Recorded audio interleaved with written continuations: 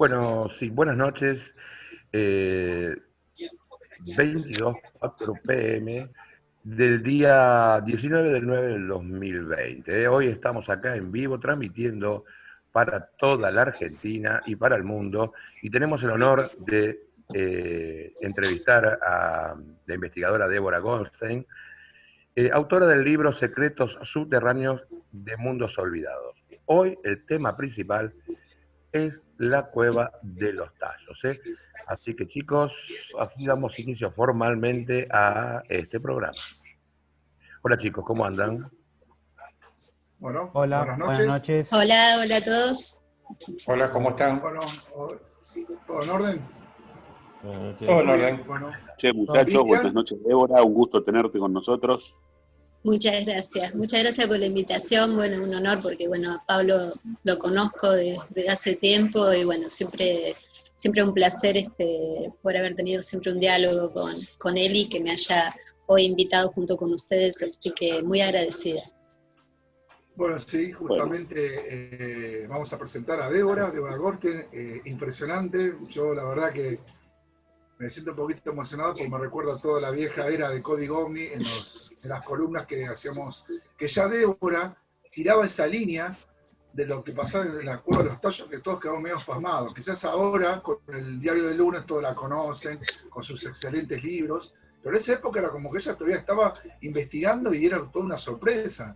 Entonces yo siento un gusto hoy por hoy compartir con el grupo Buena Onda Visión y con Débora una fascinante entrevista que vamos a hacer hoy a la noche. Buenas noches, Débora, ¿cómo estás? Buenas noches, Pablo, y bueno, a todo el grupo aquí. Bueno, finalmente, ¿no? Con el libro ya en mano, ¿no? Otra visión de esas veces que las últimas veces que nos encontramos, así que nada, para mí poder un poco desarrollarte todo cómo terminó todo eso y cómo sigue, así que esta noche espero que lo consigamos, ¿no? Bueno, en una breve referencia me gustaría que nos digas cuáles son tus libros, dónde están, así ya empezamos con desarrollar todo. Bueno, hasta ahora tengo 3 libros publicados, Secreto Subterráneo de los Mundos Olvidados, que es Cueva de los Tallos, que salió publicado por Corona Borealis en España. Después siguió otro libro publicado por otra editorial, también española, Guante Blanco, que es Tierra Hueca, Madre de todas las conspiraciones. Y un tercero, que lo hizo un investigador francés, Michael Seeger, con quien colaboré, o sea, en su libro que se llama En defensa de los contactados, que hace toda una lectura del caso Adán, que es muy interesante, con nuevos aportes, así que bueno, mi introducción, último, un poquito en el campo ya ufológico, ¿no? Saliendo del tema de las civilizaciones desaparecidas o del mundo subterráneo, así que bueno, que esos son un poquito los tópicos, además de otros que vengo desarrollando.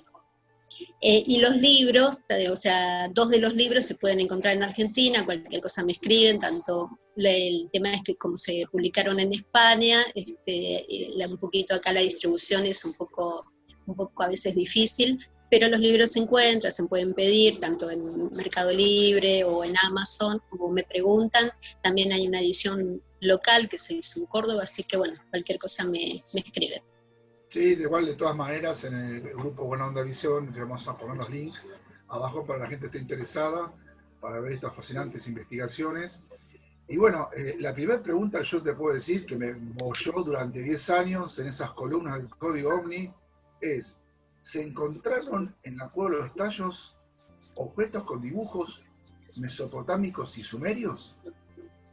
Mira, el tema es así, ¿no? Porque tenemos 2 cosas. Primero, la declaración de Juan Moritz, que es el que hace la denuncia protocolar en el año 1969 de haber encontrado en una cueva, que sabemos que ahora es la de los Tallos, vestigios de una civilización desconocida. Y después están todas estas cuestiones de estas piezas que vos mencionás que tienen que ver un poco con el Museo del Padre Crespi, ¿no? En las 2 cosas parecen unirse, aunque hay como una controversia si las 2 cosas refieren a lo mismo, o lo de Moritz es una cosa y lo del Padre Crespi con todo ese museo que fundó, fundara a fines del siglo, de los años 60, tienen que ver con lo que realmente descubrió Moritz. El problema es que lo que descubrió Moritz, a pesar de mi libro, y a pesar de tantas cosas, no sabemos bien, o sea, nunca lo hizo, no salió de in situ, ¿no? O sea, nunca lo declaró bien, nunca lo presentó, solamente tenemos la declaración notarial. Entonces ahí se produce un lío porque lo de Moritz, hasta el día de la fecha, no sabemos bien, en el libro de desarrollo toda la historia, pero no sabemos bien dónde está su tesoro, ¿no? Sí tenemos algunos vestigios, como digo, del padre Crespi que han sobrevivido después de largas pericias, de peripecias que cuento también en el libro, pero que Moritz negaba que lo que tenía Crespi tenía que ver con su propio descubrimiento, ¿no? De esas planchas de una civilización extinguida y algunos vestigios más, todo esa denuncia impresionante, y pasa este tema, ¿no? Esta incógnita que todavía tenemos que resolver. Ok, yo lo que veo las fotos que se ven el padre Crespi con los latones de cobre y oro, esas fotos que se tomaron, después se lo robaron y se incendió el museo. Es complejo el tema porque, bueno, el museo tuvo 2 incendios. Uno de los incendios, que fue el más doloroso, fue, como digo, a mediados de la década del 60, pero a pesar de todo lo que se diga, si bien algunas cosas sí sufrieron quemaduras graves, parte de la colección sobrevivió, y parte importante de esa colección sobrevivió. O sea que después tuvo otro incendio, ya entrando en los 70. Hay mucha controversia sobre los incendios, si fueron provocados, si fueron descuidos. Todavía no tenemos todas las respuestas, muchos creen que sí, que fueron realizados adrede, pero lo que hay que informar a la gente es que la colección Crespi sigue viva. Este año especialmente se iba a abrir, porque después de la muerte del sacerdote, el Banco Nacional de Ecuador compró toda su colección. Muchas de las cosas que ellos consideraron, y acá viene la cuestión más polémica, que ellos consideraron que no eran de importancia o que sentían de que solamente eran baratijas sin valor, fueron fundidas. Lo que sobrevive es lo que el Banco Nación del Ecuador consideran que son piezas legítimas y que iban a mostrar este año. Se iba a abrir por primera vez una sala especial para que la gente pudiera contemplar finalmente ese tesoro después de tanta espera, después que se hicieron tantos pedidos para que eso sucediera, porque el sacerdote Crespi murió en el año 1982, entonces se inició una larga batalla sobre todo ese material. Después hay material, como cuento en el libro, que está en el exterior, con conveniencia local.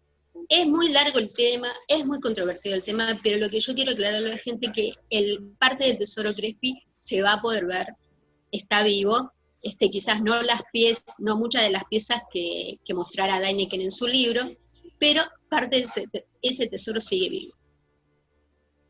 Ok, Débora, vos personalmente, con todo el conocimiento, sos un libro gordo de petete, porque aparte vos sos bibliotecaria, o sea, estás conectada con todo el tema de estudio. ¿Vos qué pensás, en realidad, ver figuras? Yo puedo insistir con lo mío porque es algo que es parte del iceberg, ¿no? Figuras mesopotámicas y sumerias en América. ¿Qué crees vos de todo esto? Bueno, hay que entender que el sacerdote que fundó este museo, el museo del padre Crespi, que era de origen benedictino, la orden benedictina, instalada en el Ecuador, y de la que era parte, la orden salesiana, instalada en el Ecuador, de la que era parte Crespi, Carlos Crespi Croce, que había venido de Italia y empezó su tarea misionera. Y además, Crespi tenía como una afición con la arqueología. Así que él quiso hacer una especie de réplica de un museo egipcio que él había visto en Italia, y quiso hacer esa misma cuestión cuando decide tomar las riendas para hacer su museo, ¿no? Con piezas que los indígenas, en agradecimiento a su misión, a todo lo que él iba haciendo y desarrollando, le fueron trayendo. Entonces eso fue la base de la fundación de ese museo. Crespi también tenía ideas particulares con respecto a de dónde derivarían algunas de estas piezas, como las que vos decís, que son la cuestión sumeria, y él pensaba que en antiguos tiempos América había estado conectada con otros continentes, ¿no? Cosa que era bastante controversial, como sabemos. Se entiende de que América a partir del 1500, ¿no? Empieza su conocimiento al mundo, se abre al mundo, pero que antes no había nada, que era como una cosa perdida. Pero Crespi, un poco audaz, da a entender de que había una conexión, ¿no? Lo que trae todo aparejado, toda una cuestión histórica bastante importante, ¿no? Y empieza a molestar con esas ideas similares que también tenían un poco, que tenía Moritz en definitiva, ¿no? Hablaban de un continente con civilizaciones anteriores a las conocidas, y que habían estado como relacionadas, una gran globalización prehistórica como perdida, y entonces Moritz y Crespi eran parte de esa corriente que decía que antiguamente América estuvo conectada. De ahí esta posibilidad de que egipcios, sumerios, vikingos, y todo lo que las civilizaciones que nos imaginemos habían visitado antes América, habían venido, conocían estas tierras, fenicios, cartagineses, romanos. O sea, muchas de las piezas de Crespi tenían vinculación con estas culturas, ¿no? Lo cual llamaba la atención. Después está otro tema que muchos dicen que muchas de esas piezas eran réplicas realizadas por los propios indígenas, que lo hacía. Crespi mostraba sus libros, los indígenas copiaban, Crespi sabía que algunas de esas piezas no eran legítimas, o sea que los indígenas por una necesidad económica lo hacían, Crespi lo sabía y lo compraba igual. Ese es otro lado de la historia también. Y después, bueno, tenemos esta cuestión, ¿no? Entre las cuestiones de lo que es legítimo, lo que no es legítimo, y si realmente sí esta visión de una América anterior, conectada, globalizada, fue posible, y bueno, parecía que el salesiano creía que sí, lo cual al Vaticano lo ponía bastante nervioso, porque el museo fue financiado por el Vaticano, así que es toda una cuestión, ¿no? Sí, seguro. Inclusive también el tema de saber cuánto es la profundidad de la Cueva de los Tallos. ¿Qué profundidad tiene? Mira, lo que sabemos que los escaneos, porque yo he hablado con los geólogos y todos los que siguen, los científicos que siguen todavía vinculados a todas estas historias, que dicen que lo que más se ha recorrido son 15 kilómetros, ponele, ¿no? Hay 15 kilómetros adentro, que es lo que más o menos se sabe, lo cual sigue siendo un número bastante importante, así que date idea, ¿no? de una cueva que todavía no se ha escaneado en su totalidad. Estaban en ese proceso, tengo entendido que todavía no se había escaneado en su totalidad, así que bueno, nos faltan datos de cuánto realmente podemos seguir descendiendo en sus entrañas, ¿no? Pero 15 kilómetros, que es lo que más o menos es el número que llegaron algunas de las expediciones, una de ellas una expedición japonesa, que fue una de las últimas, que hizo todo este viaje interno bastante importante. Así que bueno, la verdad que Tallos sigue siendo todavía un misterio bastante interesante, ¿no? Sí, voy a hacer dos preguntitas más y ahora vamos a pasar a los muchachos que dan otras preguntas. La entrada del túnel, esa bajada horizontal que sí, tiene, más o menos calcularle 10 cuadras. 10 cuadras, calcular. 1 kilómetro de profundidad, o sí. sea que la entrada, el acceso es bastante difícil, se hace con logística. Sí, tenés que tener ayuda, primero, tenés que tener el consenso de los indígenas, porque es territorio shuar, o sea, primero tenés que pedir permiso para realmente adentrarte ahí, o sea, no es una cuestión fácil. Después, bueno, ese descenso infernal, Pero quiero decir que, bueno, esa es la entrada oficial. Existen otros accesos que no son tan, digamos, abismales como el que todos se imaginan, que son mucho más accesibles. Esa es la entrada oficial, ¿no? La entrada que todos hacen su salto mortal y llegan a ver esas cuestiones que Däniken también retrató también en su famoso libro El oro de los dioses, ¿no? Así que, pero bueno, hay otras entradas, ¿no? Esto tiene que quedar claro, ¿no? La oficial yo digo, es cazabobo, ¿no? Las otras entradas son las interesantes. Y esto de los ángulos que están tallados en la cueva, ¿qué explicación tiene? Mira, cuando fue la expedición británica en el año 1976, que fue una expedición entre Gran Bretaña, con colaboración del Ecuador, que fueron más de 100 científicos británicos, fue más de 3 millones de libras gastadas, fue realmente infernal todos los números, vino Armstrong, fue toda una cuestión realmente como jamás se había realizado, ¿no? Para investigar una cueva en base a las reclamaciones de Juan Morris, que, dicho sea de paso, se retiró del proyecto y no participó. Después de estar un mes, más o menos, investigando, los científicos de todas las áreas, las primeras conclusiones, digamos, los británicos, enojados un poco porque Morris se había retirado del proyecto, dijeron de que todo lo que habían visto era de conformación natural, geológica natural. No había nada de mano del hombre. Después, con los años, y con las templanzas un poco más abiertas y las heridas más cerradas, fueron admitiendo de que no, de que había algo raro, de que esos ángulos, como bien decís, correspondían a algo artificial, ¿no? O sea que estábamos ante mano humana, ¿no? Y entonces ahí las preguntas, quién, cómo, cuándo, ¿no? Pero ya te digo, con mucha reticencia, pero finalmente tuvieron que admitir que aquello no era algo normal.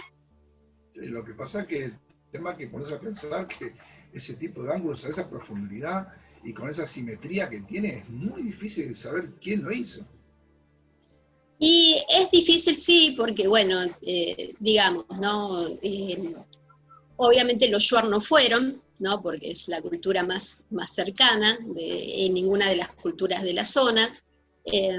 Así que bueno, nos plantea la pregunta de quién, cómo, bueno, yo tengo algunas respuestas que he ido encontrando en este largo calvario llamado Tallos, que desde el 2004 me tiene investigando, pero bueno, no van a cerrar todos los interrogantes, pero bueno, se habla, ¿no?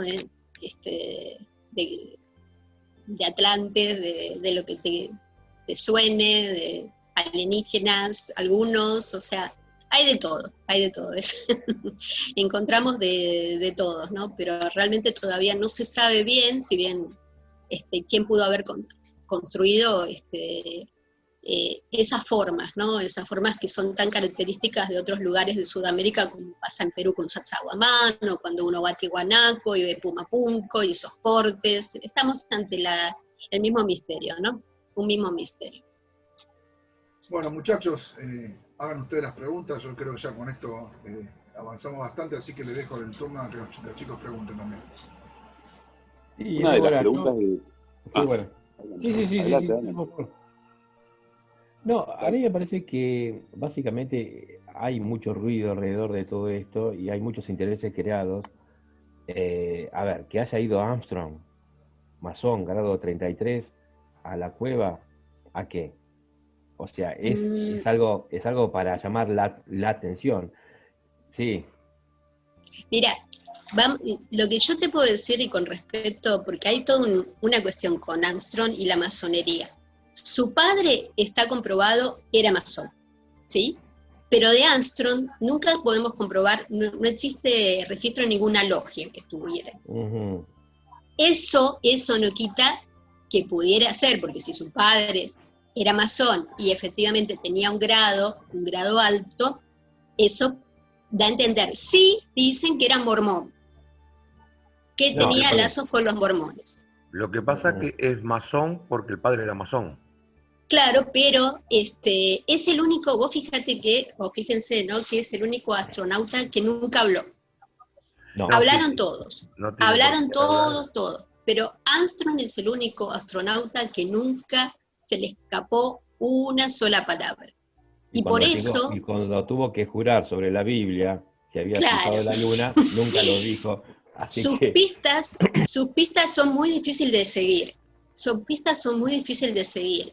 Como, ¿no? Hecho cosas y después, no, yo no hice nada, no estuve, no sé. bueno, pero por eso, Débora, a ver, perdóname, pero vos sí. fíjate que con un perfil tan bajo, de poca exposición, ojo, no es que el tipo, pintó un cuadro y se dedicó al ostracismo, no, estuvo el primero que pisa la luna y el tipo se mantiene al margen de todas las preguntas que le puede hacer la humanidad. Y en la década del 70, 76, va a una cueva específicamente, muy llamativo, muy llamativo. Pero él fue a Tallos porque el líder de la expedición británica, que era Stanley Hall, era de origen escocés, y Armstrong compartía sus orígenes escoceses con Stanley, ¿no?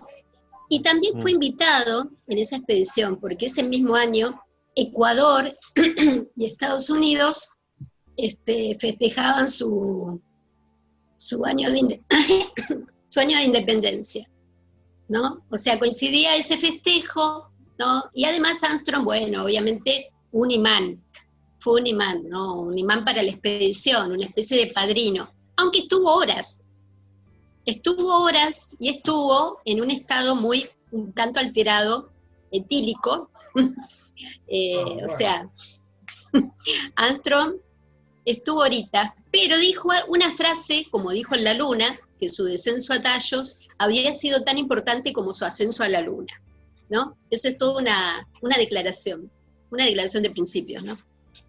Obviamente. Lo que habrá encontrado, ¿no? Y el año pasado se cumplieron 50 años de la declaración de Moritz, ¿no? 50 años de que Moritz declara su descubrimiento. El mismo año que Moritz declara su descenso, Armstrong va a la Luna, ¿no? Lo cual no es, si uno busca las casualidades, ¿no? Es un hecho bastante significativo, ¿no? Como es arriba, es abajo, ¿no? Dice la vieja leyenda. Por eso te digo, sí, hay cosas, ¿no?, alquímicas y hay cosas de la masonería muy propias de esto, por más que él no te lo reconozca, hay cosas muy raras. Pero de todas formas, ¿qué opinión tenés respecto a ese dialecto que hablan los nativos en cercanía de la cueva, que tiene su misma sonoridad que el dialecto que hablan en lo que hoy es Irak, Irán, o sea, lo que antes era territorio... Bueno, Moritz, que fue el que empezó con Juan Moritz, que es el motor de toda esta cuestión, que era húngaro, nacionalizado argentino, él pensaba que los indígenas de la zona del Ecuador, pero no los Yuaras, sino otra tribu que se llamaba los Colorados, podían entender el viejo magiar, el antiguo magiar que hablaban los húngaros, ¿no? Y es más, llevaba la cuestión aún más allá y decía que los antiguos hunos habían salido desde el Ecuador. Bueno, yo te digo, cuando hice el libro, hablé con gente de Hungría, hay toda una controversia con respecto a esas reclamaciones realizadas por Moritz, ¿no? Pero lo cierto es que él decía que sí, que se lo podía entender y no era el único, otros ingenieros anteriores a Moritz que habían estado trabajando, porque tenemos que aclarar que la zona donde está la cueva es una zona que está llena de petróleos, y hay montones de compañías llena de petróleo, llena de oro, llena de esmeraldas, lo que se nos ocurra, ¿no? Esa es una zona riquísima, incluso dentro de Tallos hay petróleo. Y muchos ingenieros que venían de diferentes latitudes habían ya empezado a decir que les pasaba lo mismo, ¿no? Y Moritz, bueno, dijo exactamente de lo mismo, que ciertos elementos de las élites, de esas tribus, no todos, podían entenderlo, lo cual, bueno, ya te digo, pero en Ecuador no estaba muy feliz, en Hungría, no estaban muy felices con esas reclamaciones desde el lado de la lingüística, ¿no? Ujú. Pero hay entonces una vinculación, al menos fonética, idiomática, entre el magiar y... Sí, o sea, Morris la encontró. Es muy curioso, es muy curioso. Sí, Morris la encontró y pensaba eso, pensaba de que digamos, ¿no? Los orígenes de los hunos, como ya te digo, y de los propios majares, habían salido de esta zona de Sudamérica que en Hungría horrorizaba, ¿no? Horroriza pensar, no, salimos de los indígenas. Claro, a ver, pensándolo un poco más allá, yendo, ¿no?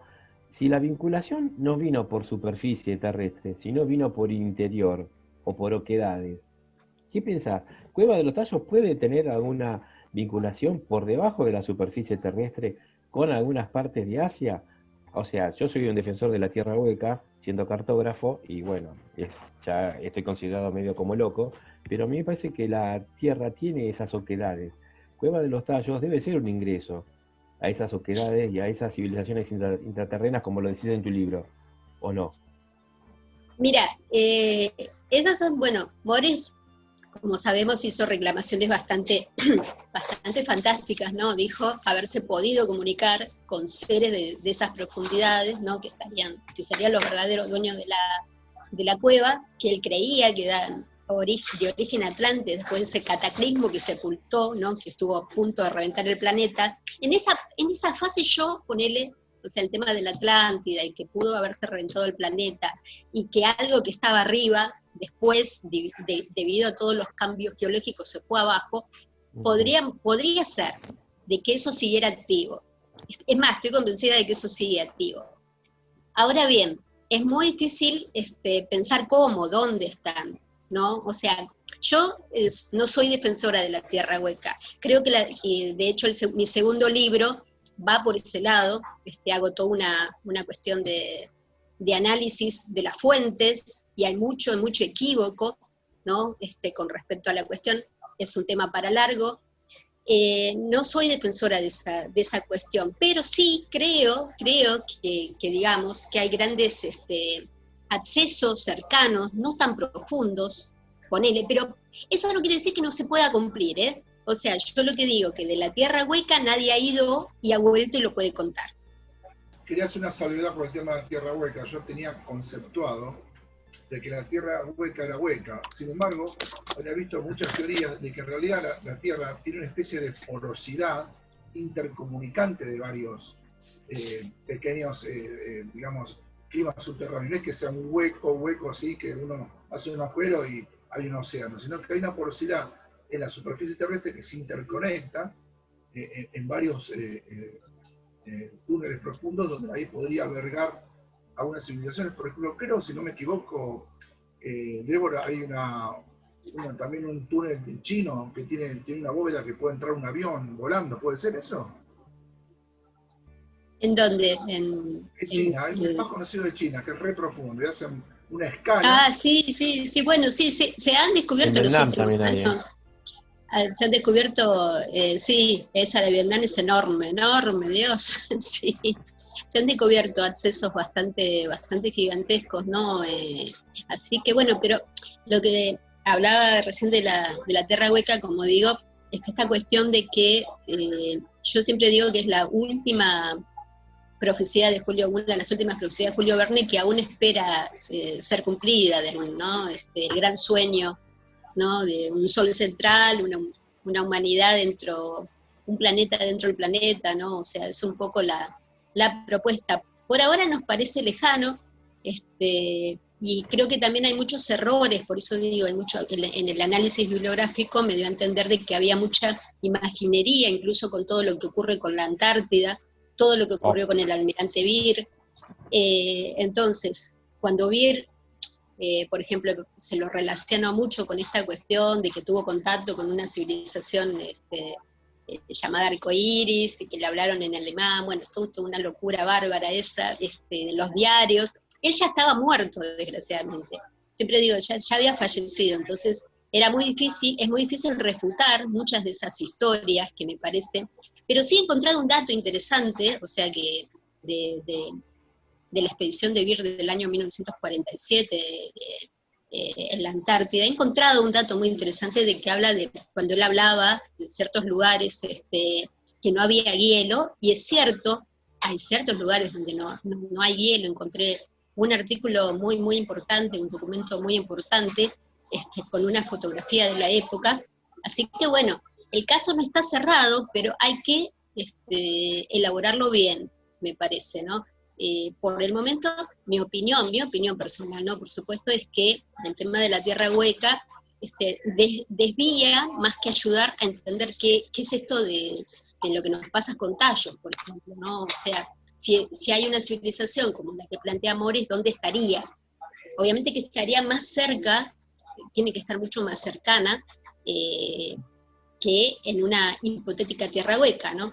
Pero bueno, todavía también estamos tratando de entender con qué se comunicó, si es una cosa física, si no es una cosa física, si es una cosa psíquica, si esas humanidades de qué tipo son, ¿no? O sea, es mi gran búsqueda, ¿no? Y después lleva a otro tema sagrado, ¿no? Que tiene que ver con el tema de Agartha, el tema de Shambhala, el tema, todas estas interconexiones que me parece que a veces hay que separar, ¿no? Está siempre la tierra hueca, el mundo subterráneo, la cuestión del inframundo. Son tres vías diferentes, tres abordajes que quizás en algún punto pueden conectarse, pero que son tres vías diferentes. Entonces, cuando se mezcla todo eso, a veces es difícil pararse cuando hablamos de civilizaciones intraterrenas, del mundo subterráneo. Es complicado tomar distancia, pero bueno, a mi entender, es cierto, Débora, pero hay que hacer eso. Mira, puntualmente con esto que estás diciendo, para ser más objetivos con un tema puntual, si ahí vivió, digamos, una civilización, en principio por lo que se ven algunas fotografías de galerías que son de gran tamaño, puede tener esto que ver con estas, no digo entidades, digo, a ver, seres que vinieron huyendo de otro planeta y se tuvieron que resguardar bajo tierra por no soportar la luz del sol, por ejemplo. Mira, sí, es una muy buena pregunta esa. Hay una historia en Tallos muy interesante, que la contaba Moritz, porque Moritz decía, hablaba de un planeta, viste que en el sistema solar se suele decir que hay un planeta que estuvo entre Marte y Júpiter, que Exacto, las lenguas, que en una guerra destruyeron. Ese quinto planeta que yo en esa te digo, voy hasta el fondo, me parece que hay algo ahí, porque soy como estudiante esotérica, creo que hay algo ahí interesante, que se llamaba Maldek, para otro el planeta amarillo, o sea, Maldek significaba la lengua, según viejos contactados de los 50. Moritz creía que en esta cuestión que vos planteas, una guerra interplanetaria, una guerra que habría destruido a ese planeta, habrían volado por los aires, y un poquito antes algunos de sus descendientes habrían venido de la Tierra, y él pensaba, entre todas las historias que a veces él iba como narrando sobre lo que realmente pasaba en Tallos, creía que algunos de esos habitantes pudieran estar habitando las cavernas de Tallo, ¿no? Lo cual te imaginarás que increíble sería si eso alguna vez pudiera verificarse, ¿no? Pero no está verificado con esas imágenes que sacan en las placas. Lo que pasa es que no tenemos nada, desgraciadamente. Te mentiría si te digo que es así. O sea, se ha encontrado muy poquito de escritura, muy poco, y confunde la escritura que se suele encontrar, pero no hemos encontrado, ya te digo, el descubrimiento de Moritz sigue en ascuas, porque como hasta el momento nadie lo ha visto, aunque algunos testigos que presento en el libro dicen haber acompañado a Moritz en alguna de sus expediciones y haber visto el tesoro in situ, pero desgraciadamente después de tantos años, más de 50 años, todavía estamos esperando ver toda esa cuestión que él declaró en su acta notarial, que hasta el momento no se ha podido verificar.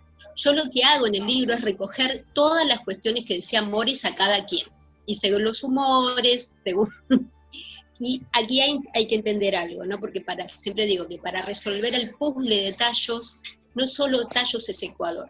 Tallos es Ecuador, Tallos es Argentina, y Tallos es Europa con Hungría a la cabeza. Entonces hay como una triangulación que, si uno no entiende eso, le es difícil después entrar en el tema. O te quedas en Ecuador, o te quedas en Argentina, o te quedas en Europa. Entonces, hay que hacer la triangulación, porque Morris hacía ese trabajo, ¿no? Entonces, a uno les decía una cosa, a otros les decía la otra cosa, a otros les decía otra cosa. Entonces, armar ese gran puzzle, ese gran rompecabezas, a veces es difícil. Pero no hubieron algunas esculturas que sacaron, imágenes talladas. No, o sea, todo lo que hay son versiones. Tenemos versiones, pero no tenemos una cuestión legítima. Nadie ha presentado, no hemos visto las fotos del descubrimiento de Morris. Tenemos versiones.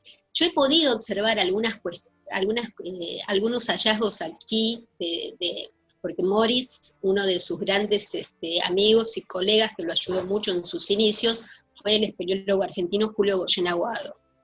Tuve oportunidad de consultar los archivos de Aguado cuando empecé mi investigación, pero no pude encontrar nada más allá de que sí aparecieron algunas planchas, 2 o 3, y algunos objetos que supuestamente tenían que ver con la caverna de los Tallos. Ese material no pudo verificarse de que realmente viniera de ahí. Muchos dicen que esas piezas son del mercado que se vendía, con respecto a la cuestión Crespi, bueno, todo este lío, como digo, ¿no? De lo que es falsificación y lo que es real, pero que no tenía que ver realmente con el gran descubrimiento de Morris. Así que quedó, eso después verán los que realmente siguen teniendo ese material, es lo único que yo pude verificar in situ.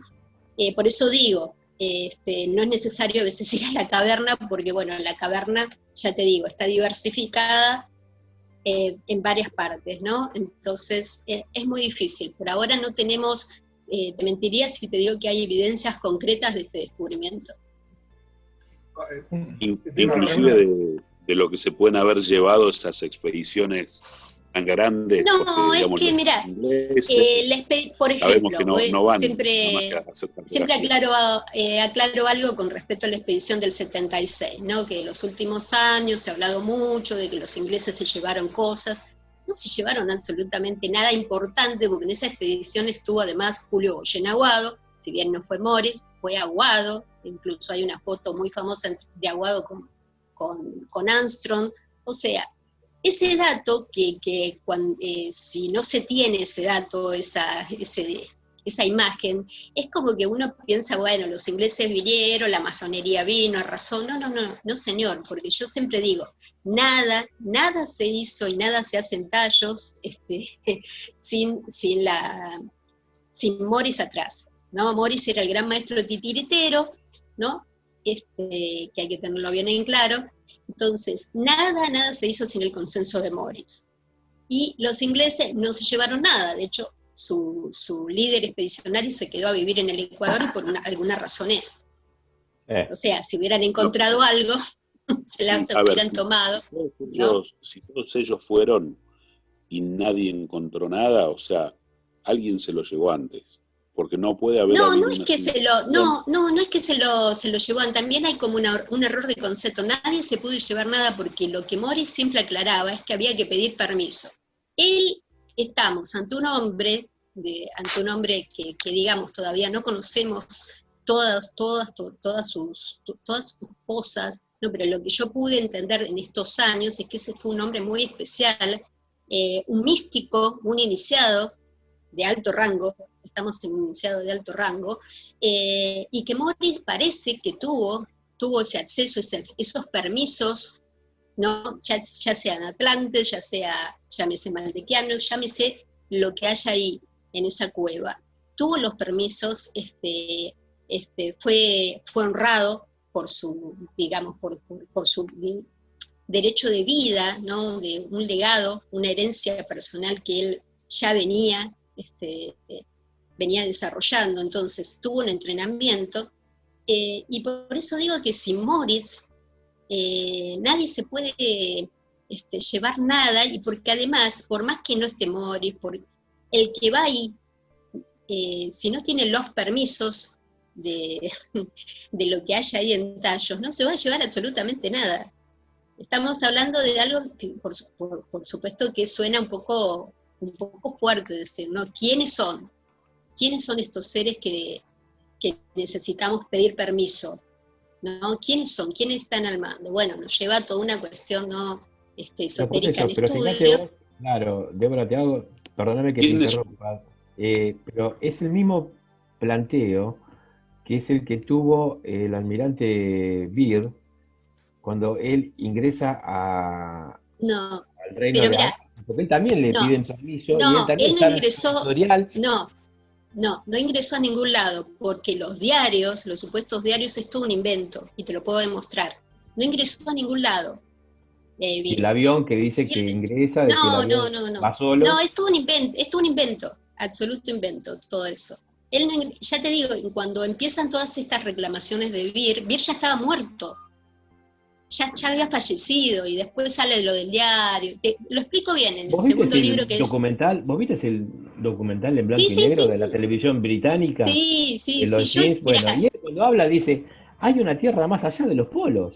Él lo dice. Pero es una cuestión estratégica lo que dijo él. Es una cuestión, no te olvides que Estados Unidos quería poner pie en la Antártida. No te olvides de la cuestión geopolítica. La operación Higham es una operación geopolítica, no hay otra cosa de por medio. No, estaban los alemanes. Los alemanes estaban en el 30 y... No, pero no es esto. ¿Cómo que no? Un invento. Yo he visto fotos de los alemanes. Cartografiaron toda la zona de la Tierra Mau. La Tierra Hueca, si querés, lo podemos discutir otro día y te muestro todas las evidencias que yo encontré. Lo podemos discutir punto por punto. Todas las reclamaciones. Sí. Una consulta. ¿Y por qué está en el Google Map? No estoy hablando del de ahora, estoy hablando del de hace años atrás. Estaba pintado con un círculo blanco y en el Polo Norte con un círculo negro. No, pregunto porque me llama la atención. Bueno, en la Antártida puede ser porque dicen que hay una base militar. Pero ¿por qué está pintado Pero sí, de hombre, negro? porque, digamos, es una cuestión, para mí, toda esta cuestión que surge, ¿no? Y que los últimos años ha adquirido gran relevancia con el tema de los youtubers, con el tema de la tierra plana ahora, la tierra hueca después. O sea, hay toda una cuestión que me parece que debemos un poco tocar tierra, ¿no? Y que es más del nacimiento de Internet que de otra cosa, pero que a mí me parece que tiene que ver con una parte geopolítica muy importante, ¿no? La geopolítica, si no la entendemos, ¿no? Ahí hay, obviamente en la Antártida hay petróleo, hay minerales, o sea, se juega el destino planetario. Pero para mí está muy más allá que pueda haber otra cosa, hay otra cosa, pero no con respecto a este lío de que se ha armado de Byrd, ¿eh? Yo creo que sí hay otra cosa ahí, hay otra cosa. Quizás hay otra cosa, pero cuando se mezcla la tierra hueca, se mezcla Byrd, se mezcla estas reclamaciones, me parece que tenemos que tener cuidado, se mezclan los nazis, debemos tener un poquito cuidado con eso, porque nos vamos a pique, no llegamos a ningún lado, y cuando se mezcla... Es que esa es la historia, no quieren que se sepa. A ver, vos, ¿para qué vas a hacer una operación? ¿Para qué no vas a hacer una operación High Jump con 17 buques? 400 tipos se van a estar 8 meses y en 8 semanas se vuelven. Pero la expedición Haihan está toda documentada. Hay filmaciones, vos podés ver las filmaciones, podés ver los documentos, podés ver todo, o sea, no hay ningún problema de que no se puede ir y toda esa cuestión. El almirante Forrester se arroja desde el piso del hospital de Pasadena, psiquiátrico. Bueno, pero eso estamos hablando de otra cosa, eso estamos hablando de eso nos vamos de otro lado. Estamos hablando de otro lado. Lo que sí te digo, que la cuestión de los diarios de Byrd, y te lo demuestro en el libro que hice, Tierra Hueca, Madre de todas las conspiraciones, es un invento posterior, y te digo bien de dónde nace, y de dónde se filtran después todo el tema fraudulento. No, o sea, no voy a repetir para que la gente... No voy a adelantar eso, pero te puedo explicar bien de dónde viene todo el tema de la tierra hueca, cómo está elaborado. Débora, el único... Sí, decime. Una pregunta, sí, para cortar el tema, pero una cosa me queda bollando. Esa parte angular que tiene, a mí me parece una cosa muy evidente de que tuvo que ver, alguien lo hizo. ¿No se hizo el registro de carbono 14, por ejemplo, para saber qué antigüedad tiene? Mira, no, ya te digo, todavía no se ha terminado de escanear la cueva, ¿no? Y lo que dicen, los primeros indicios que decían, y muchos geólogos te van a torcer el brazo con eso, que después no todos van a estar de acuerdo, es que, ¿no?, los ríos subterráneos hicieron la cueva, ¿no? Parte de esos ángulos tienen una explicación, la roca calcárea. Hay muchas cuestiones que hay que tener en cuenta, ¿no?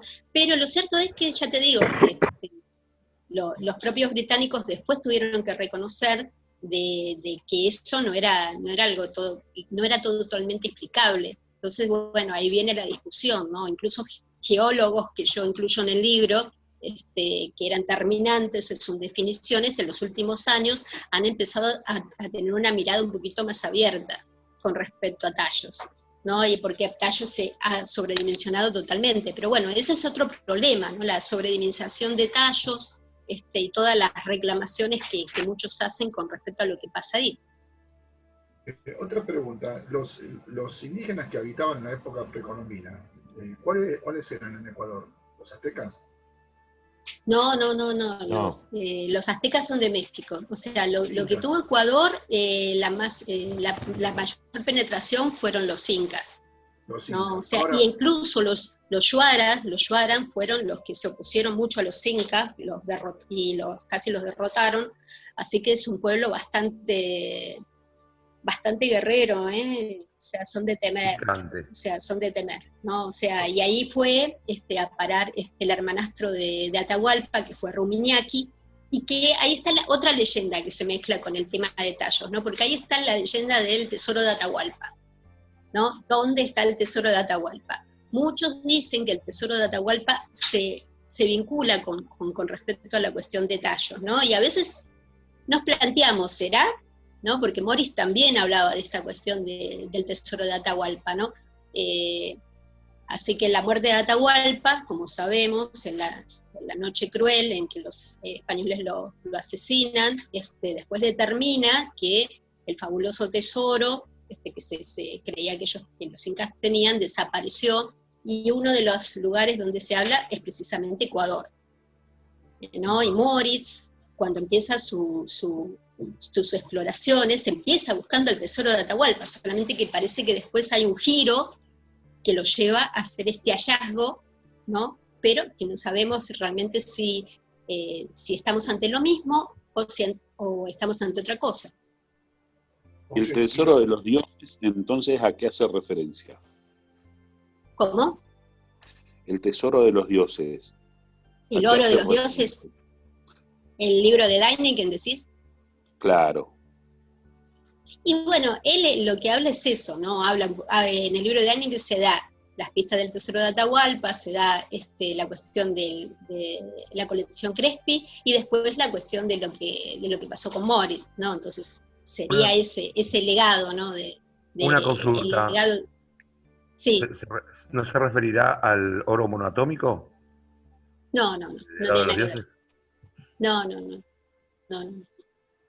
eso es muy sumerio. Eso es muy sumerio. Pero no. Muy Anunnaki y todo eso ya. Muy Anunnaki. No, sí, es de todo. No, la pregunta que me quedó inconclusa era que si los incas precolombinos tenían algún registro en sus bitácoras de la existencia de la cueva de los tallos y con sus cosas que hacían. ¿Había un registro? Mirá, registro no, los yuaras sí, los yuaras, los que son los locales de la zona, cuentan en sus leyendas de que una especie de nave que ellos describen como un submarino actual habría arribado, ¿no? Después que un continente se hundía, y bueno, ellos en sus leyendas tienen esos recuerdos, ¿no? Como un gran diluvio y una nave que llega, sus descendientes que con grandes poderes que se van a ocultar y que ellos llaman que son sus dioses, que reclaman que son sus verdaderos dioses. Así que esa es una leyenda muy arraigada, que que narraron tanto a Morris como a Julio Goyen Aguado, que lo tengo también documentado en el libro. Así que bueno, la cuestión del diluvio, ¿no? El ¿Hay diluvio dibujos es central. ¿Hay dibujos de los Sí. Shuar sobre esas naves? No, lo recoge Julio Goyena Aguado, lo recoge en forma oral, porque cuando ellos van a ver la cueva y son asistidos por los Shuaras les relatan estas historias. Después está documentado de otra manera, pero no como lo relata Goyena Aguado, cómo se lo transmitieron, ¿no? Increíble, es increíble, porque realmente estos folclores son la base de todo este tipo de cosas que, bueno, nosotros como ufólogos o ex-ufólogos estamos en el tema. Justamente ellos que están en la cueva ven una nave bajar y están los dioses, es típico y hasta arquetípico. Pero no, ellos hablan de una especie de submarino, ¿no? Una nave que llega, ¿no? Submarino, submarino, una especie de nave, como una especie de submarino, la describen, que llegan estos sobrevivientes de ese espantoso diluvio, y que se deciden ir a bajo tierra, ¿no? Directamente, ¿no? Porque obviamente que la superficie parece que estar afectada, ¿no? Toda esta cuestión de la Atlántida y sus antiguas guerras, ¿no? Que todavía también está por definirse, cuánto de verdad hay, cuánto no. Morris pensaba que la guerra atlántica se había desbastado el planeta, que nos hizo bolsa en todo sentido, ¿no? Y que algunos de esos vestigios tenían que ver con lo que él había reclamado. Pero después, como digo, ¿no? Va cambiando un poco de la historia según los interlocutores, ¿eh? Por eso es como que las pistas las fue como un poco, fue borrando a veces las pistas, Morris. Perdón. Es muy difícil saber. Perdón, muchachos. Gustavo está levantando la mano desde hace un ratito. Creo que quiere hacer una pregunta. Sí, una consulta te quería hacer, Débora. Sí. ¿Qué hay de eso del contacto de Juan Moritz con seres en la cueva y con el encuentro con seres en estado de hibernación? Bueno, él habló, ¿no? Y esta cuestión que decíamos de este quinto planeta, ¿no? Desaparecido, creía que estos gigantes, que podrían ser estos líderes, había visto a un ser todo envuelto como en oro, un poco alquímico, decía él, que parecía que no estar como dormido, ni vivo ni muerto, estaba como dormido, habló, era un ser gigantesco. Esa es una de las cosas que más o menos relató. Después, ¿cuál era tu otra pregunta que me dijiste? No, eso, ¿qué pensás de ese encuentro? Porque él dice que se encontró con estos seres. Sí, bueno, después él dijo que esta cuestión de los permisos, ¿no? Volvemos a lo mismo, ¿no? De que tuvo permiso mental, ¿no? De estos seres, aunque él dijo que después los pudo ver, que eran como chiquititos, que parecían muy similares a los grises que tanto se habla en el mundo ufológico. Él dijo que estos seres como todos que los eran caminos como conducen a Roma, ¿eh? estos seres le dijeron que sí, que era el que le autorizaban porque lo habían seguido su vida y consideraban de que él que era merecedor de ver todo ese legado, ¿no? O sea, después habría otros seres que él llamaba taltos, que eran más gigantescos. Estos chiquitos serían como hablaba que eran como los sirvientes de los otros. Así que bueno, después tuvo como encuentros con los taltos mayores, pero lo que él habla es que la cuestión fue mental, habla de verlos, pero no sé hasta qué punto esta vinculación fue, podemos definirla, ¿no? Si fue mental solamente o si realmente hubo una interacción física. Él creo que sí, que pudo suceder, que se encontró con los señores de las profundidades, pero me es difícil pensar ¿no? ¿En qué nivel se encuentra esta humanidad? Por eso digo, ahí viene mi búsqueda, ¿no? ¿En qué nivel estamos hablando con esta humanidad? Una humanidad que parece ocultarse tener un legado, no haber salido desde el tiempo del diluvio. ¿Por qué? ¿Por Pero qué ¿y por esta qué, lejanía? ¿No? por qué le decís humanidad? ¿Qué pruebas tenemos para saber que eran humanos y no que eran reptilianos, por ejemplo?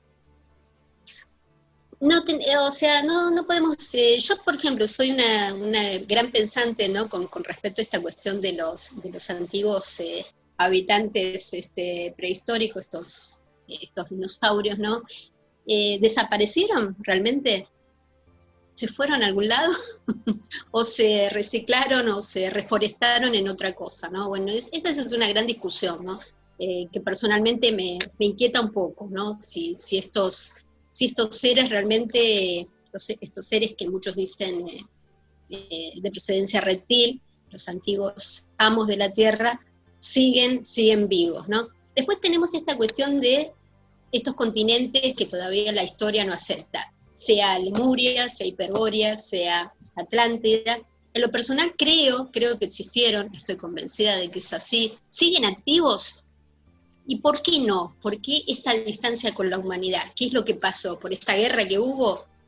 ¿Siguen activos? ¿Siguen distantes de nosotros? Después está Agartha y Shambhala, ¿no? Hay como varias cosas, ¿no? Como un poco para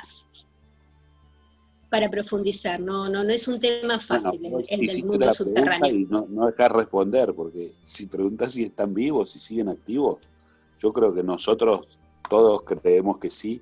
De hecho, llegaste a un punto del relato del encuentro de Moritz con estos seres, que tiene un punto de contacto con todas las otras teorías que nosotros vamos tomando contacto, que es justamente seres reptilianos que tienen sirvientes que son grises para sus tareas más...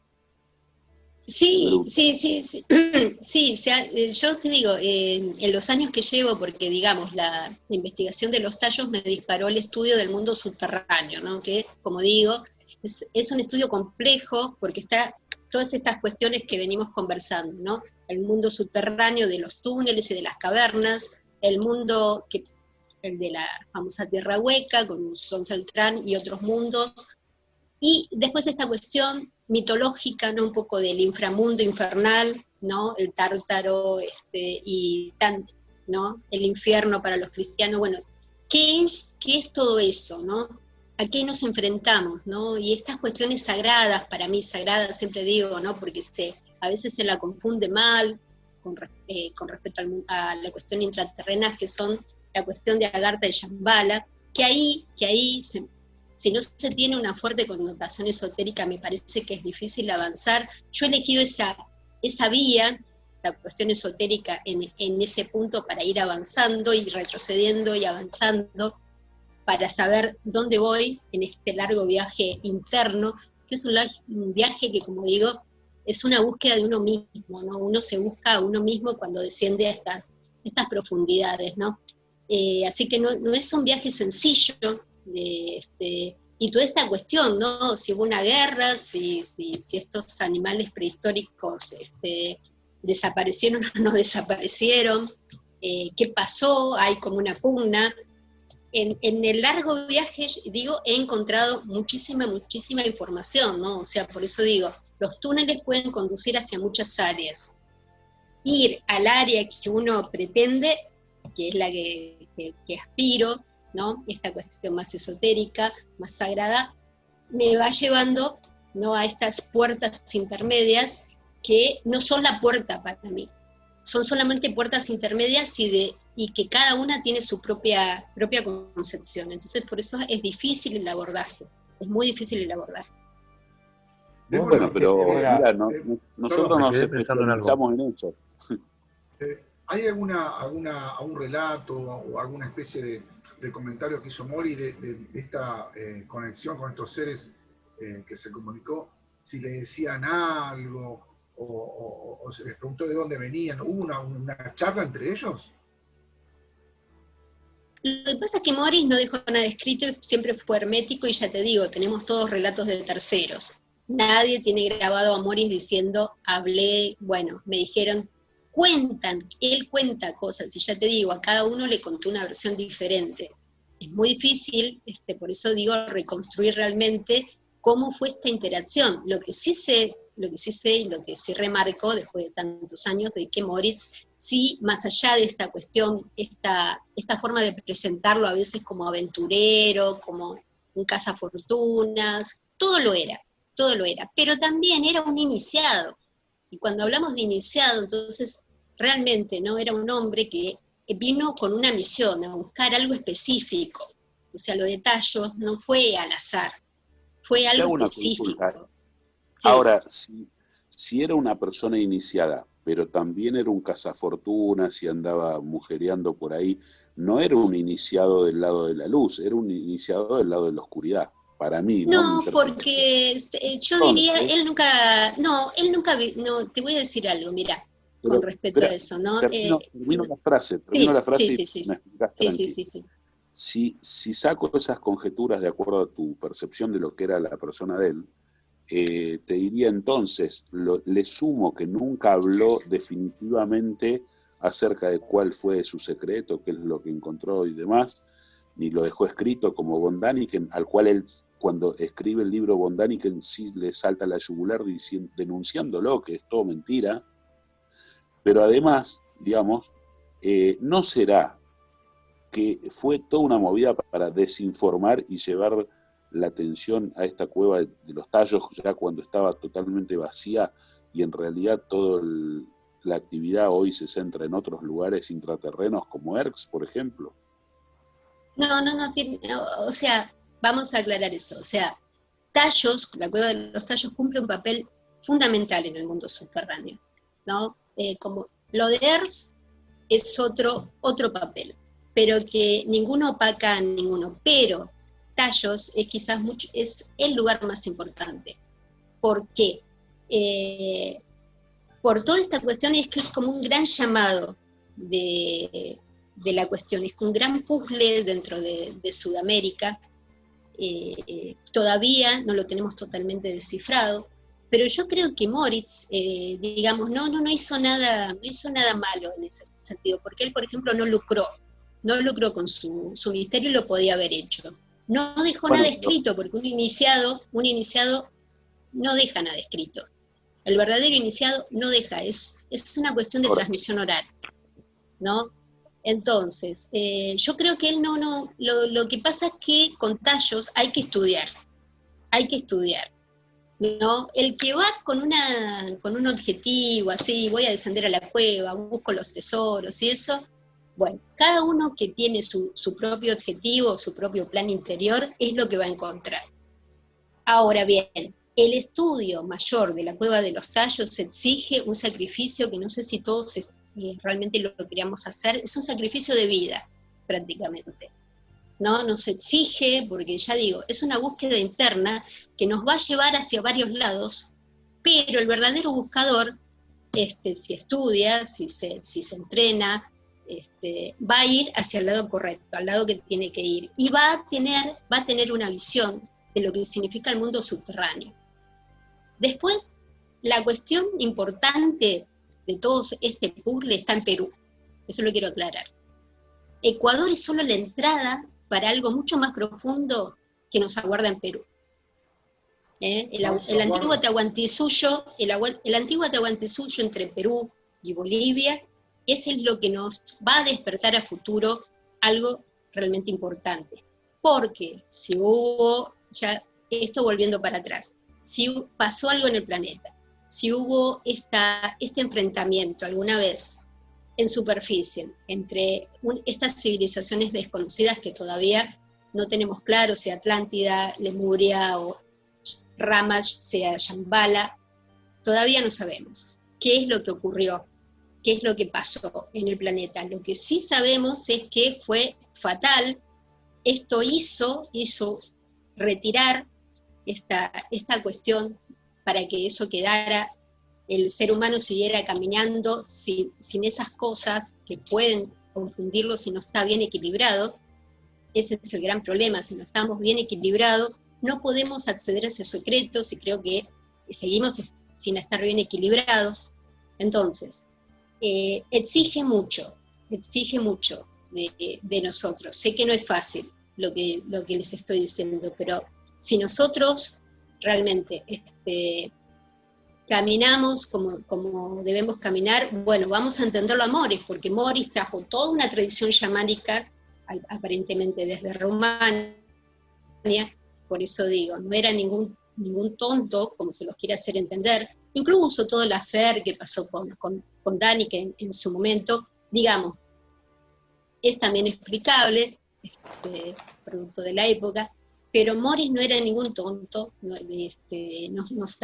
dejó un mensaje que todavía necesitamos tiempo para decodificar, pero que yo digo, en los papeles del supuesto mundo subterráneo que queremos construir en Sudamérica, Ecuador ocupa un lugar principal. No tengamos ninguna duda. ¿Qué ocupa lugar, qué va a pasar en Argentina? Es una incógnita todavía. Tenemos que trabajar mucho también. Perdón. Volvemos a entrar. Tenemos que trabajar mucho todavía. Sí, tenemos que trabajar mucho. Quería aclarar esto del fin del mundo. Yo digo, en el sentido genérico, creo que esto es más que alguien esté reseteando. En realidad es la propia Tierra, me parece que nos está reseteando. Nos está reseteando, ¿no? Es mi pensamiento. No sé, pero no lo le que dicen los muchachos, no le echemos la culpa a la Tierra. Yo estaba escuchando. No, pero en el buen sentido, porque no daba más. Me parece que tenemos que empezar a cambiar cosas. Me parece yo estaba escuchando, pero hubo como 5 reseteos, 5 exterminios masivos de humanidad, No hubo uno, hubo como 5. Con tal de los dinosaurios también. Y los Atlantes. Sin contar ese, porque los dinosaurios lo limpiaron los mismos sembradores. No sé, por lo menos los grandes, los chiquitos no sé. Sí, bueno, Casey decía, ¿no? Esa cuestión de que eran como, estaban depredando el planeta, ¿no? Demasiado grandes para aguantar la Tierra, ¿no? O sea, yo tengo otra versión. Desde ese punto de vista, sí, yo creo que son experimentaciones y fines de ciclo, no sé si llamarlo un reseteo, ¿sí? Son ciclos, experimentación, humanidades que se les da todo y psíquicamente por ahí no estaban tan avanzadas. Me parece que pasa a veces por ahí, pasó la Atlántida, ¿no?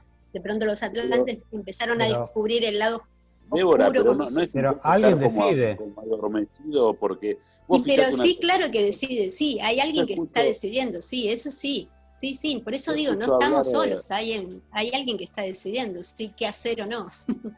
Yo escucho hablar, por ejemplo, de los tipos que maltratan a los galgos, viste que les llaman los galgueros, porque los hacen correr y les pegan y los entrenan y qué sé yo. ¿Y a los humanos qué? Cuando hablamos de los humanos y las cagadas que nos hacen, entonces no, pero el Señor yo te puedo, tiene sus razones. ¿Te puedo hacer un comentario con respecto a eso? Poner que vos tengas la decisión de tomar, hay 3 vidas que mueren, ¿sí? Y es una pulga, una hormiga o un ser humano. ¿Qué salvás vos? Pará. ¿Qué salvás? No la cambiés, porque tenés 3 chanchitos. ¿Pero qué salvás? ¿Al más gordo, al más flaco o al más chiquitito? ¿Vos qué salvás? ¿Cuál es tu elección? Pulga. Bueno, entonces nos extinguimos. No es una forma de decir. El planeta siempre comprendan que el planeta es más importante que nosotros, porque puede albergar varios nosotros. Pero el planeta hay uno solo. Gustavo, están exterminando el planeta ahora porque está sobrepoblado. Esto es parte del nuevo plan y nuevo orden mundial. No quieren. Pero comprendan que si hay algo para salvar, más importante a nivel cósmico, es el planeta, para que no pase lo que pasó en la quinta órbita. Pero de nuevo, ¿qué culpa tiene el ser humano si no estamos pudiendo tener el libre albedrío, Gustavo? ¿Y qué culpa tiene el virus que nos está matando si es parte de su existir? Nosotros lo tenemos que eliminar porque es parte de nuestro existir. El tema es del que le hizo al virus. Poner un virus que no sea hecho. Una bacteria. Vos te generás una vacuna para eliminar una bacteria porque vos querés existir. Mosquito, pero la bacteria, ¿qué culpa tiene? Bueno, pero eso es a veces es el razonamiento. Y a veces, quizá, como nosotros mandamos una vacuna, ¿sí?, para eliminar a algo del mismo tamaño, tenés entidades negativas para eliminar al mismo tamaño. Es un razonamiento. Lo que pasa es que nosotros somos los que estamos perjudicados y los cuales nos tenemos que defender. Así como una bacteria se esporula para poder defenderse. Es lo mismo. Es que en realidad nos han preparado para estar indefensos, porque realmente las bacterias no nos tendrían por qué perjudicar. A una vaca toma agua de un río y no se contamina, nosotros nos morimos al toque. En la vaca también se agarra enfermedades.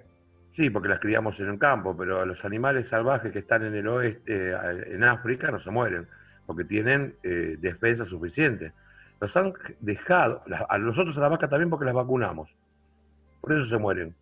Si la vaca lo hubiese dejado salvaje, no se muere. Esa es la realidad. Han hecho que el humano se vuelva... De algo se tiene que morir, aunque sea de vejez. Está bien, pero nosotros... Si no es... Y bueno, pero es eso. Tengamos en cuenta que es a lo que lo fuimos creados, para eso. Nos han puesto indefensos. Somos los más indefensos de la Tierra. Quería hacer una pregunta otra vez a Débora. Fíjate que hay algunos que ya ni tienen pelo, mirá si no tan indefensos.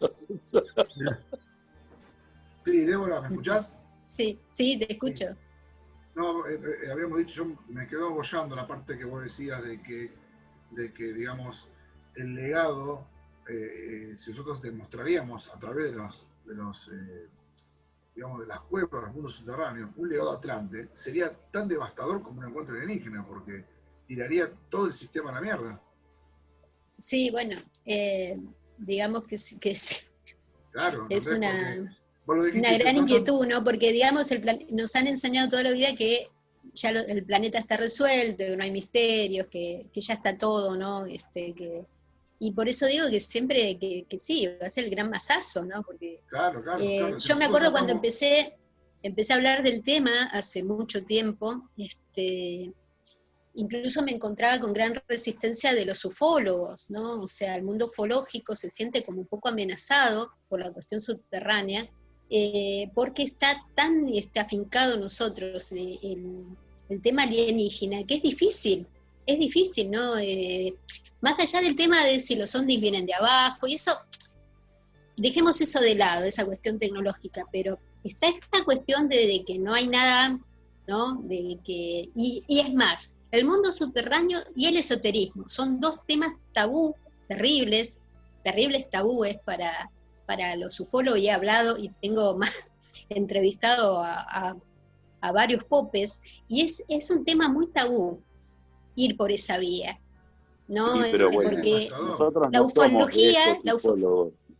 ufología ha entrado en una cuestión también bastante, tratando de ser científico racionalista, ¿no? O sea, sos ufólogo, el trabajo de campo, y que la ciencia, y que esto, que el otro, entonces, nada, o sea, es muy difícil cuando algunos de los casos, no te digo que todos, también es necesario que eso esté, pero me parece que hay como una gran resistencia a hablar sobre el mundo subterráneo y el esoterismo, y la cuestión esotérica, te digo ¿no? Que estamos... Entonces, desde este grupo estamos haciendo todo un laburo también importante para comunicar todos esos temas y que puedan unirlos a esa búsqueda ufológica, ¿viste?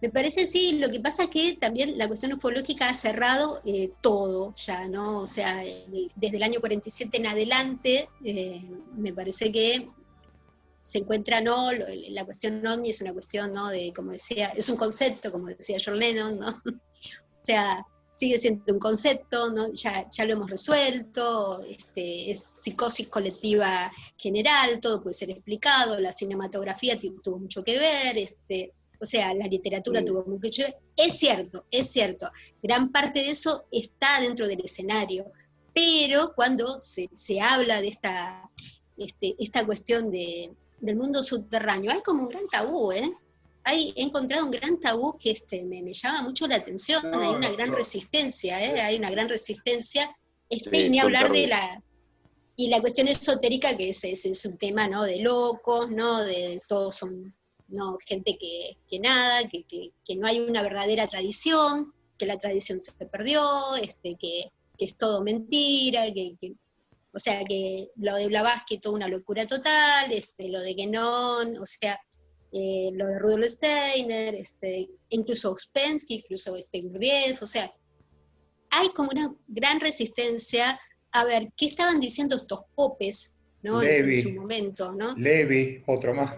Bueno, ni hablar, Pipas Levi, ¿no?, la reencarnación de Apolonio, ¿no? Hízole, ¿no?, presentate a Apolonio ante mí, dijo, ¿no? Sí, sí. Bueno, ni hablar de estoy escribiendo un libro sobre Bulwer Lytton, y todo lo que hizo con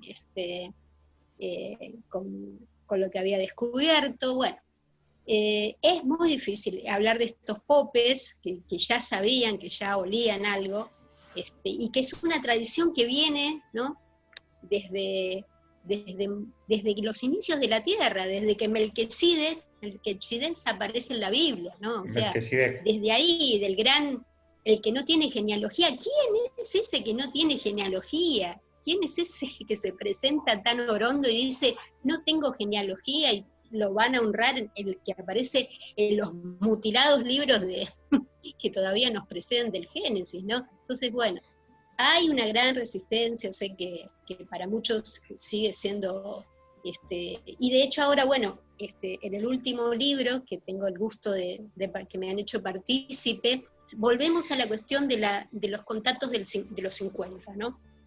Con gente como Jordan Williamson, que estuvo, fue protagonista del famoso incidente junto a Adamski en el año 52, de ese venusino, y ahora en Venus nos dicen que probablemente haya vida, o sea, con nueva información que ha salido de Adamski, otro, ¿no?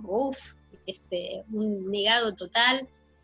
Toda esta cuestión de los primeros contactados, que me parece muy interesante, que hay que volver a hacer un estudio que no se ha hecho, porque por mucho tiempo se pensó que era gente que no tenía nada que aportar, y que la escena con eso, pero hay una cuestión del contactismo de los años 50, del 47, 50, 60, que me parece que es importante volver a recuperar. Entonces, hay mucho, y da la casualidad que muchos de estos contactados hablaban de esta cuestión subterránea ya en ese entonces, ¿no? Y hay muchos ufólogos que siguen una línea esotérica, en que he conocido uno, que está en Suecia, que pensaba que lo que hacía esta cuestión ufológica era como hacer como, ¿no? Venimos de Venus, venimos de Marte, ¿no? Pero no venían de ningún lado, estaban viniendo de otro lado, ¿no? Están como esta cuestión de estas órdenes. ¿Quiénes son estos señores que nos preguntamos, ¿no? Que están al mando realmente del planeta, ¿no? Cómo nos van condicionando, y como decía el amigo, para que no nos volvamos a reventar como reventó el quinto planeta en su momento, ¿no? Perdón, porque Débora. todos los... Sí. Perdón, ¿vos conocés o nos puedes comentar algo o tu opinión de los que son abducidos o visitados de noche? Sí, discúlpame. Acá Joan Fulcanelli justamente preguntaba cuál fue la experiencia y si los querías contar. Porque ella había dicho, va una cosa a la otra, ¿no? La de los 6 años. La de los 6 años. Sí, esa mira, era mi pregunta.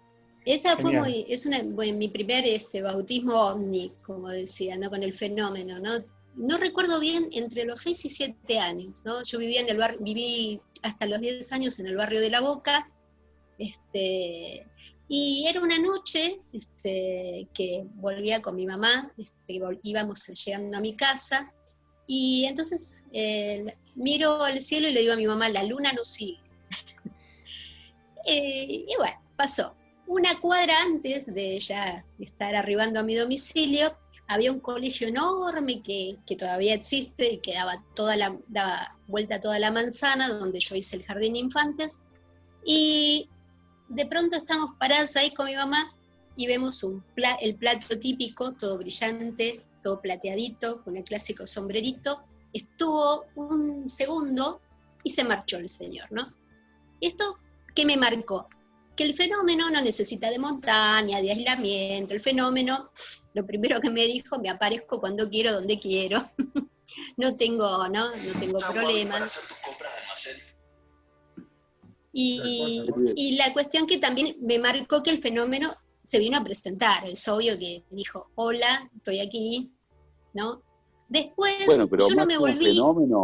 Más que un fenómeno eran seres, era un plato volador. ¿Por qué no le decís, digamos, No, porque yo pienso, mira, ¿sabes lo que pasa? Mira, yo tengo otra visión con eso, yo me parece que es parte de algo eso, ¿no? Porque yo no, ponele, después no me pasó como le pasó a tantos que me volví loca con los hombres. Me pasó algo totalmente distinto, porque la primera cosa que después empecé a tener locura, y que sigo teniendo locura, es con la Atlántida, ¿no? Por eso digo que es como un disparador, para mí fue un disparador de algo, ¿no? Hoy, con 53 años, te digo, aquello fue un disparador y sigue siendo un disparador. Después de qué hay atrás del fenómeno, qué son, de dónde, porque yo digo, ¿qué van a venir de Venus, Marte a visitarme? Se van a aparecer en el colegio de mi casa, se van a parar arriba, van a decir, no, bueno, yo lo descarté rápidamente a eso. Por eso digo, están viniendo ¿de dónde? ¿De dónde son? ¿Qué son? Es parte de mi propio, lo generé yo, o sea, hay mucha discusión. Lo cierto es que no me volví loca con los ovnis y la Atlántida se cruzó en mi vida. Se cruzó esta cuestión de esta historia alternativa que hasta el día de la fecha sigue estando presente. Después de lo que piense yo, por eso digo, del tema ovni, es diferente. Sí, quiero contar, ya lo he contado también varias veces, es que mi abuela se crió, parte de mi familia materna se crió entre San Luis y Santa Fe y Córdoba. Mi abuela fue testigo, mucho antes de que Kenneth Arnold nos despertara con sus avistamientos. Ella dijo haber visto un ovni posado en la Tierra con 2 seres chiquititos, que estuvieron un momento.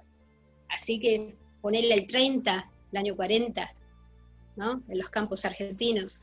Así que bueno, parece ser la línea materna, parece estar marcando algo, ¿no? Parece estar marcando algo, porque además parece que los hombres ni pinchan ni cortan, porque yo, por ejemplo, en el avistamiento que tuve, que iba con mi mamá, después no tengo recuerdo de haberlo hablado con mi papá. Una cosa rara, no tengo recuerdo de haberlo hablado con mi viejo.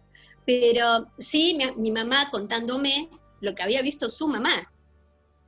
Entonces, y lo que yo, bueno, después algún día comentaré lo que seguí viendo, pero a mí me parece que no ahí hay alguna... Así, ahora contalo. No, eso lo dijo un cuarto libro. En silencio, lo dejo en silencio porque es un tema, por eso digo, es un tema de análisis, El cuarto libro.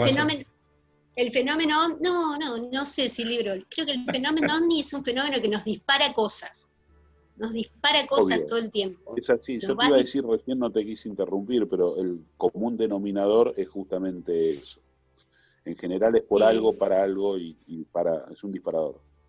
Sí, después puede pasar 1000 cosas, ¿no? O sea, cada uno va a interpretar su experiencia como quiere, ¿no? Pero yo, desde muy jovencita, fui teniendo esa intuición, ¿no? De que el fenómeno OVNI era parte de, así como me pasó, por ejemplo, siempre decía, el mundo subterráneo se venía cruzando con lo que yo iba investigando, ¿no? Y decía, lo dejo más para adelante, hasta que cuando llegó Tallos, fue el momento que yo decidí que tenía que profundizar eso, ¿no? Que estaba ahí, ¿no? O sea, estaba siempre ahí como, ¿no?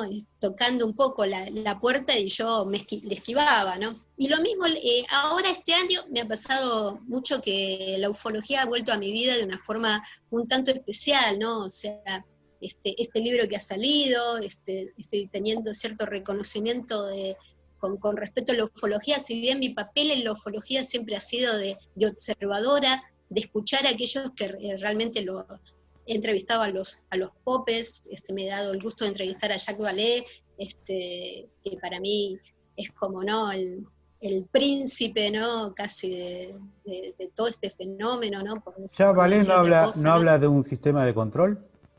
Claro, bueno, Jacques Vallée habla de esta cuestión, ¿no?, aunque él ya, bueno, es viejo todo eso, ¿no? Lo decía Jacques Vallée, lo decía John Keel, otro de los grandes, ¿no? Hablaban de esta interferencia, que hay una interferencia, ¿no? Hay Incluso ahora... hackeo le decimos nosotros, tenemos la realidad hackeada. Hay como diría, bueno, ahora el gran continuador es mi colega y amigo José Antonio Caravaca, que ha sacado Distorsión, ¿no? Y creo que, bueno, define eso, ¿no? Que hay como una zona gris con respecto al mundo ufológico, a la cuestión ufológica, que tiene que ver con esta distorsión, este fenómeno que parece, que no sabemos cómo, pero que parece jugar con nuestro, sacar recuerdos de nuestro inconsciente y construir su propio espectáculo, porque lo que llegamos a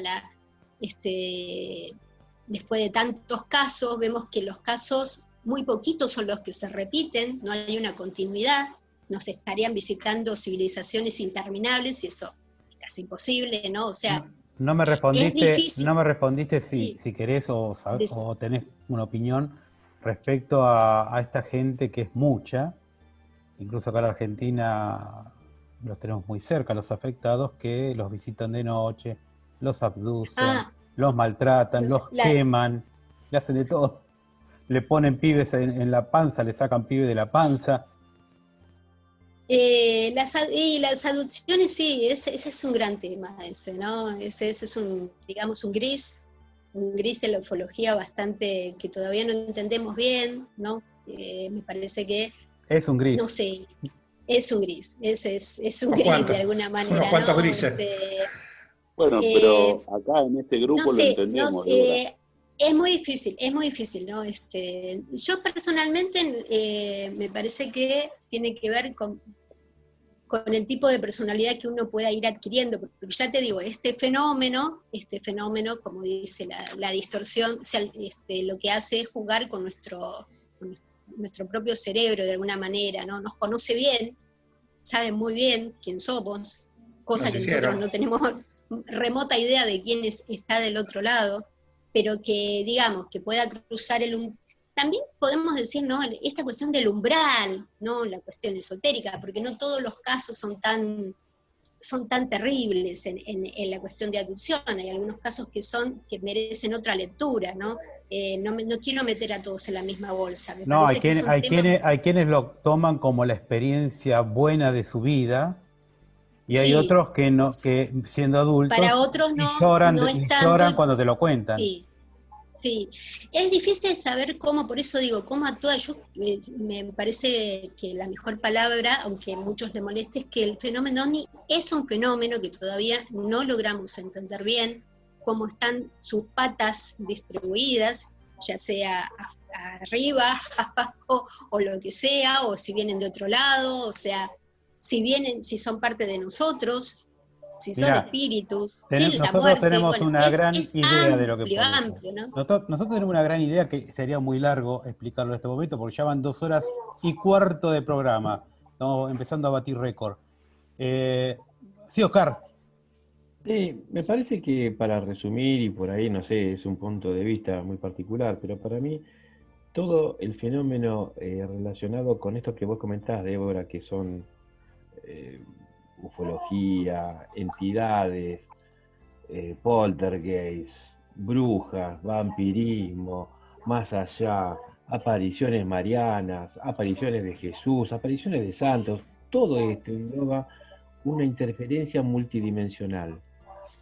Esa interferencia multidimensional en la que estas entidades, llamadas ovnis, brujas, demonios, vampiros, vienen, se presentaron y se van a seguir presentando en esta realidad, para ellos es un simple pasaje de dimensiones, es una dimensión totalmente diferente, en las cuales todavía nosotros ni siquiera nos preguntamos si son de adentro, de afuera, de dónde. Es un inconsciente colectivo que la genera, pero es es una interferencia desde todos los puntos de vista. Hay algunas entidades que deben de ser seguro benévolas, no creo que todo sea malo, si no estaríamos hechos pelota, pero de todas formas son más las experiencias, por los casos que tenemos registrados nosotros y que conocimos y leemos, de que estas abducciones no siempre terminan bien.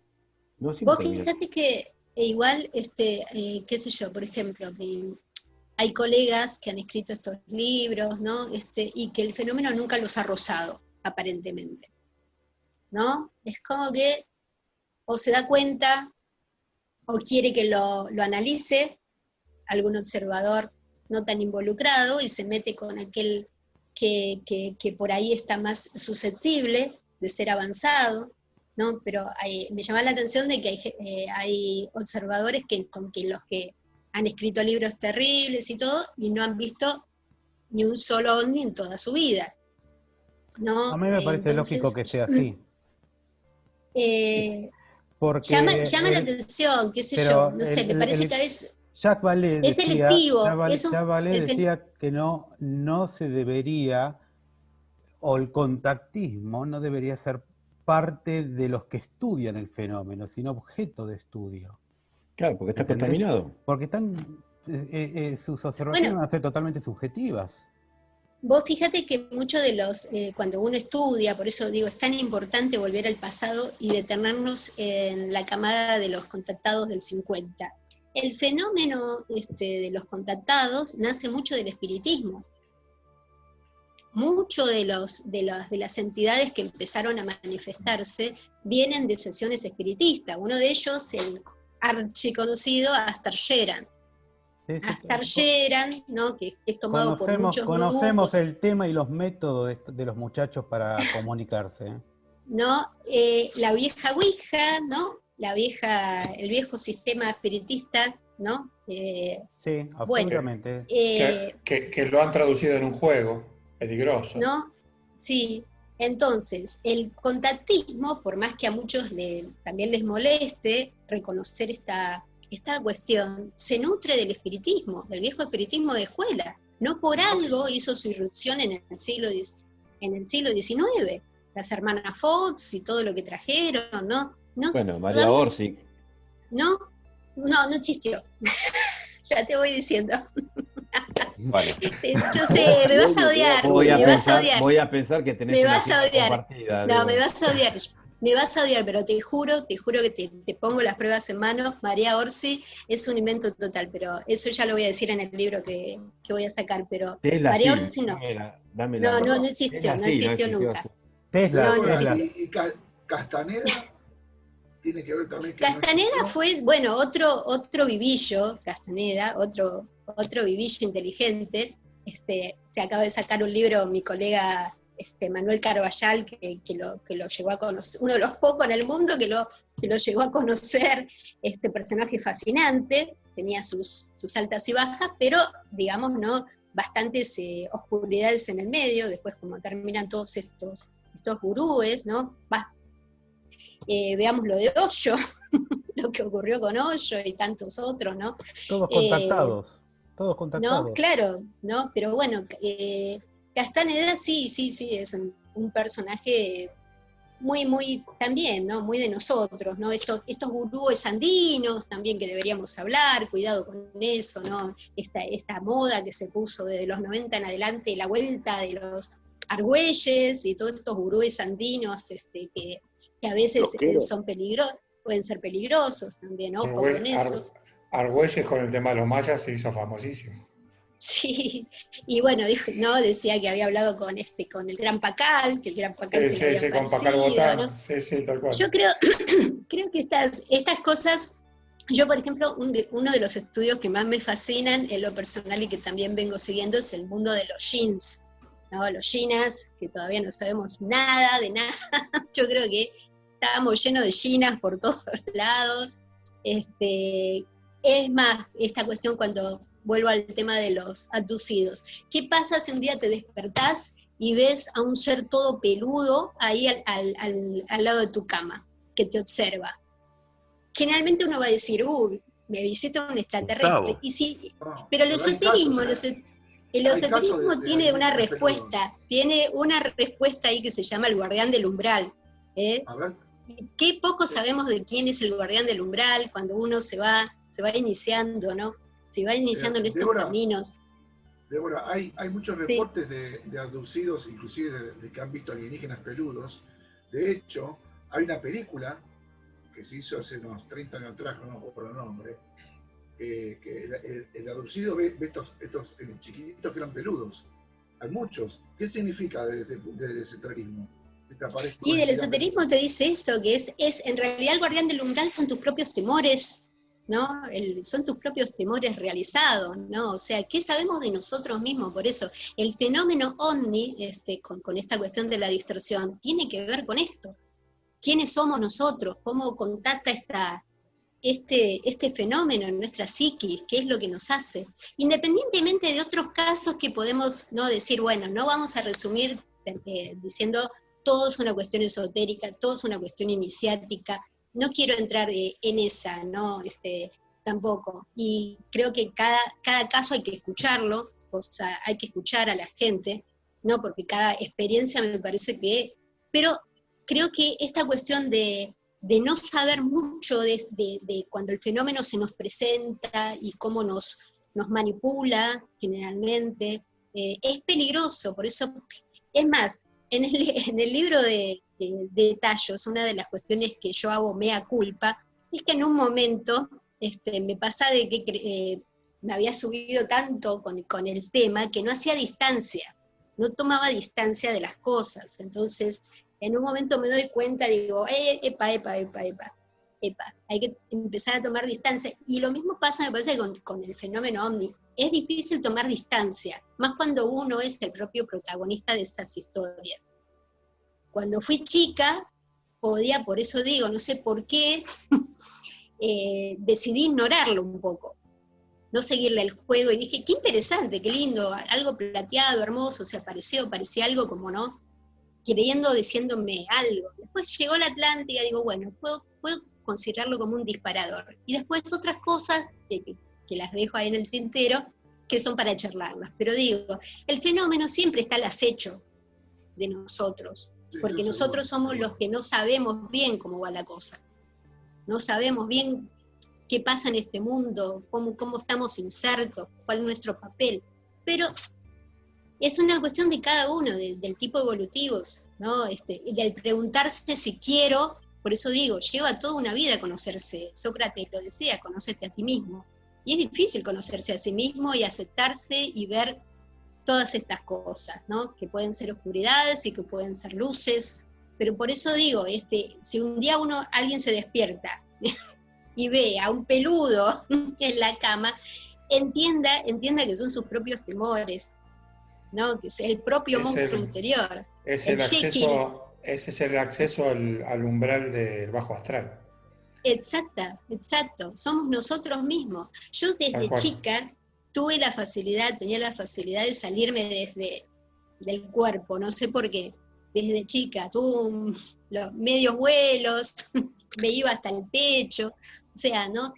Después uno va aprendiendo a controlar estas cuestiones que no pueden tener su peligro también, ¿no? Viajar al astral. Muchos dicen, vamos a salir a viajar al astral. Sí, pero ojo, podés del cordón de plata, se te puede cortar y no volvés más. Más allá de que nosotros tuvimos la oportunidad, yo no, en mi caso no, pero vos viste algo cuando eras chica y fue grata porque no te pasó nada, ¿no?